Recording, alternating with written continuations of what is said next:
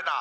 জনাব আলিমা মজুমদার, আপনি যদি এত আইন কানুনের বালাই দেন, গত 17 বছর আপনি কোথায় ছিলেন যখন কোন দোষ ছাড়া, কোন ত্রুটি ছাড়া, কোন মামলা ছাড়া, কোনো কিছু ছাড়াই আমার মতো শয়ে শয়ে কর্মকর্তাকে প্রমোশন বঞ্চিত করা হয়েছে, পদোন্নতি বঞ্চিত করা হয়েছে, পদায়ন করা হয়নি। অতএব আপনার হাত দিয়ে অনেক অফিসার বিভিন্ন মামলা মোকদ্দমা থাকার পরও 111 এর পর আপনি প্রমোশন দিয়েছেন। এখন আপনি আইন দেখান চলবে না। আমরা জানি কিভাবে আপনাদের 20 দাঁত ভাঙতে হয়। দাবি বেশি না, মাত্র একটা, আমাদের যাকে যে পর্যায়ে যেখানে অপমান করা হয়েছে, বঞ্চিত করা হয়েছে, তাকে সেটাও ফিরিয়ে দিতে হবে। যেখানে সুপারসিডেড সেখানে আনতে হবে। কর্মরত যারা তাদেরকে, রিটায়ার্ড যারা তাদেরকে, আমরা সবাই ভাই ভাই। জনপ্রশাসনে কোনো উপদেষ্টার দরকার নাই। বসতে পারবে না। ডক্টর ইউনূস ওনার নেতৃত্বেই আমরা প্রশাসন চালনা করব। কোনো উপদেষ্টা লাগবে না জনপ্রশাসনে।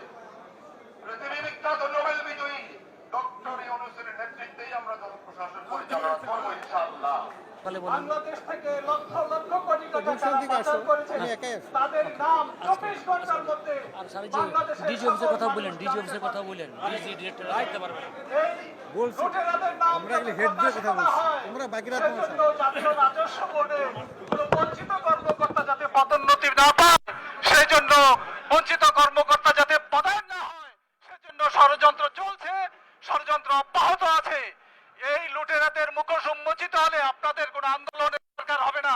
তারা বাংলাদেশ ছেড়ে রাতে রাতে পালিয়ে যাবে এবং তারা চিহ্নিত কারা টাকা পাচার করেছে, তাদের তালিকা জাতীয় রাজস্ব বোর্ডে আছে। আমরা রবিবারে সাত্তার স্যারের নির্দেশে আমরা সবাই সচিবালয়ে জমায়েত হব।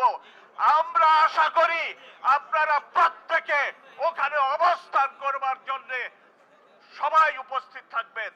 সম্মানিত শ্রুতিবৃন্দ, স্যারেরা বারবার করে যে কথা বলেছেন, আমরা চলমান কোন কর্মকর্তা যারা স্বৈরাচারের দোসর, তাদেরকে আমরা আর চেয়ারে দেখতে চাই না।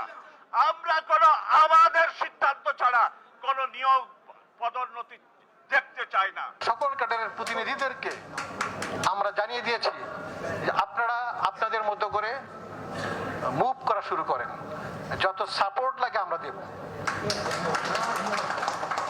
আমরা চাই না যে আমাদের পিঠে রাজনৈতিক তকমা লাগিয়ে 15 বছর যে ক্যাডার, নন ক্যাডার, পিওন, সব সর্গে যাদেরকে নির্যাতন করা হয়েছে, আমরা তাদেরকে সম্মান দিতে চাই।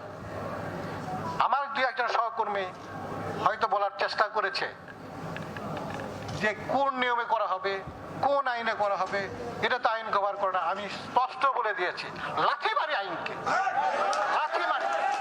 কোন আইন আমরা দেখতে চাই না। অফিস অর্ডার করে এক্ষুনি আমাদের পদোন্নতি দিতে হবে। আমাদের যেখানে